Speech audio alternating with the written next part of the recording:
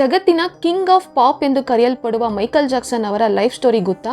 ಇಂದು ಅವರ ಚೈಲ್ಡ್ಹುಡ್ ಇಂದ thriller success ವರೆಗೆ ನೋಡೋಣ. 2009 ಜೂನ್ 25 ಜಗತ್ತಿನ ಕೋಟ್ಯಾಂತರ ಜನರನ್ನು ಬೆಚ್ಚಿ ಬೀಳಿಸಿದ ಒಂದು ಸುದ್ದಿ ಹೊರಬಂದಿತು. ಪಾಪ್ ಸಂಗೀತದ ರಾಜ ಮೈಕಲ್ ಜಾಕ್ಸನ್ ಇನ್ನೂ ಇಲ್ಲ ಅಂತ. ಸಂಗೀತದ ಇತಿಹಾಸವನ್ನೇ ಬದಲಾಯಿಸಿದ ಒಬ್ಬ ಕಲಾವಿದ ಆ ದಿನ ಜಗತ್ತನ್ನು ಬಿಟ್ಟು ಹೋದರು. ಆದರೆ ಒಂದು ಪ್ರಶ್ನೆ, ಒಂದು ಸಾಮಾನ್ಯ ಕುಟುಂಬದಲ್ಲಿ ಹುಟ್ಟಿದ ಒಂದು ಚಿಕ್ಕ ಬಾಲಕ ಹೇಗೆ ಜಗತ್ತಿನ ಅತ್ಯಂತ ದೊಡ್ಡ ಸಂಗೀತ ತಾರೆ ಆದರು? ಅವರ ನೃತ್ಯ ಜಗತ್ತನ್ನು ಹೇಗೆ ಆಶ್ಚರ್ಯಗೊಳಿಸಿತು? ಇದು ಪಾಪ್ ಸಂಗೀತದ ರಾಜ ಮೈಕಲ್ ಜಾಕ್ಸನ್ ಅವರ ಸಂಪೂರ್ಣ ಜೀವನ ಕಥೆ.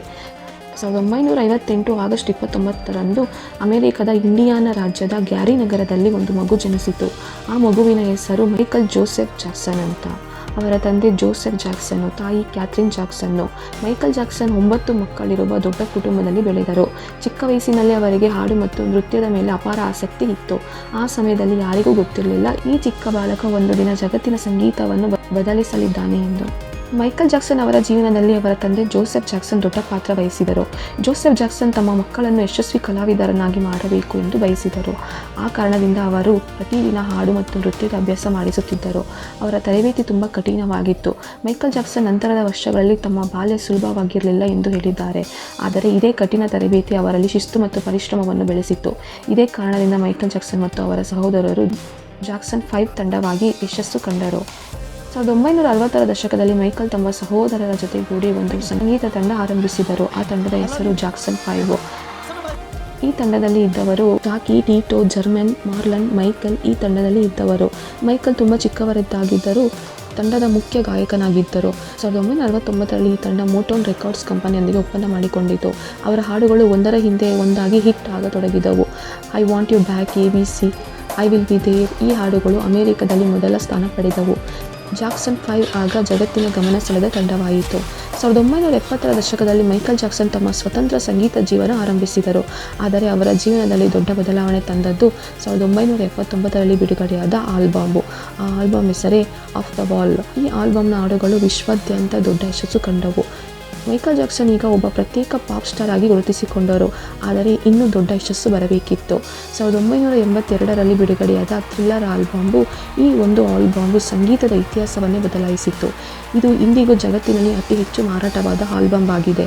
ಸುಮಾರು 70 ಮಿಲಿಯನ್ ಪ್ರತಿಗಳಿಗಿಂತ ಹೆಚ್ಚು ಮಾರಾಟವಾಗಿದೆ. ಈ ಆಲ್ಬಮ್ನ ಪ್ರಸಿದ್ಧ ಹಾಡುಗಳು ಅಂದರೆ ಬಿಲ್ಲಿ ಜೀನ್, ಬೀಟ್ ಹೀಟ್, ಥ್ರಿಲ್ಲರ್.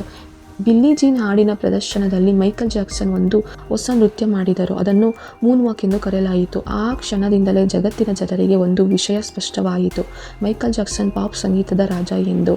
ನಂತರ ಬಿಡುಗಡೆಯಾದ ಆಲ್ಬಮ್ಗಳು 1987ನಲ್ಲಿ ಬ್ಯಾಡ್, 1991ನಲ್ಲಿ ಡೇಂಜರಸ್, 1995ಯಲ್ಲಿ ಹಿಸ್ಟರಿ ಈ ಆಲ್ಬಮ್ಗಳು ಕೂಡ ದೊಡ್ಡ ಯಶಸ್ಸು ಕಂಡವು. ಮೈಕಲ್ ಜಾಕ್ಸನ್ ಜಗತ್ತಿನ ಅತ್ಯಂತ ಪ್ರಸಿದ್ಧ ಕಲಾವಿದರಲ್ಲಿ ಒಬ್ಬರಾದರು. ಅವರ ಸಂಗೀತ ಕಾರ್ಯಕ್ರಮಗಳನ್ನು ನೋಡಲು ಲಕ್ಷಾಂತರ ಜನರು ಬರುತ್ತಿದ್ದರು. ಇನ್ನು ಅವರ ಪರ್ಸನಲ್ ವಿಷಯ ನೋಡೋದಾದರೆ 1994ರಲ್ಲಿ ಮೈಕಲ್ ಜಾಕ್ಸನ್ನು ಲೀಸಾ ಮೇರಿ ಪ್ರೆಸ್ಲಿ ಅವರನ್ನು ಮದುವೆಯಾದರು. ಅವರು ಪ್ರಸಿದ್ಧ ಗಾಯಕ ಎಲ್ವಿಸ್ ಪ್ರೆಸ್ಲಿ ಅವರ ಮಗಳು. ಆದರೆ ಈ ಮದುವೆ ಹೆಚ್ಚು ದಿನ ಇರಲಿಲ್ಲ. 1996ರಲ್ಲಿ ಅವರು ವಿಚ್ಛೇದನ ಪಡೆದರು.